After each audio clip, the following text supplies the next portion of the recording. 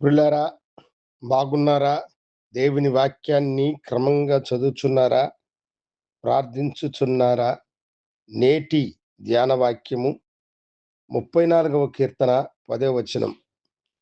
సింహపు పిల్లలు లేమిగలవై ఆకలి గొనును, యెహోవాను ఆశ్రయించు వారికి ఏ మేలు కొదువై ఉండదు. సింహపు పిల్లలు లేమిగలవై ఆకలి గొనును.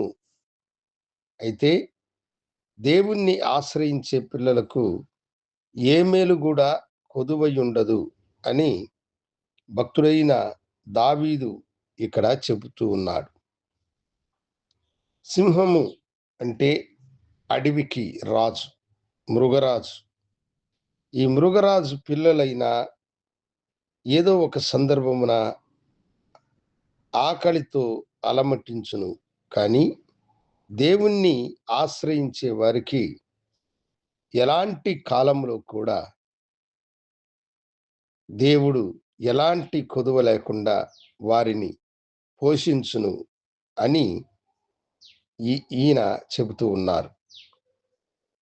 అక్షరాల ఇది ఎంతో సత్యమైనటువంటి మాట. ఒకసారి ఒక దైవజనుడు ఒక గ్రామానికి సువార్తకు వెళ్ళి అడవిలో గుండా ఆయన ప్రయాణం చేస్తూ వస్తూ ఉన్నాడు. అనుకోని రీతిగా హఠాత్తుగా మేఘాలు కమ్ముకొని భారీ వర్షము కురవడము మొదలుపెట్టింది. ఎక్కడైనా తలదాచుకోవడానికి కట్టడము, నివాస యోగ్యమైనటువంటి ఏ స్థలమో ఆయనకు కనిపించలేదు. ఒక పెద్ద మర్రి చెట్టు తొర్ర అతనికి కనపడ్డది. ఆ తొర్రలో ప్రవేశించి ఆయన తలదాచుకున్నాడు. అది చాలా పెద్ద తొర్ర. అయితే వర్షము ఎడితెరిపి లేకుండా కురుస్తున్నది. ఒక రోజు గడిచింది, రెండవ రోజు కూడా గడిచింది. దైవజనునికి విపరీతమైనటువంటి ఆకలి. ఈ ఆకలిలో ఏమి చేయాలో తెలియక ఆయన అలమటిస్తూ ఉన్నాడు. ఆకాశం వైపు కనులెత్తి చూసి, ప్రభువా, ఈ వర్షముల నుండి నేను క్షేమంగా బయటపడతానో లేదో అన్న పరిస్థితి ఉన్నది. నాకు ఆకలి వేరే వేస్తున్నది. మీ వాగ్దాన ప్రకారము ఏ మేలు కొదువై ఉండదని చెప్పితిరే, నా ఆకలిని తీర్చుము ప్రభువా అని ఆయన తన మనస్సులో ప్రార్థించుకున్నాడు.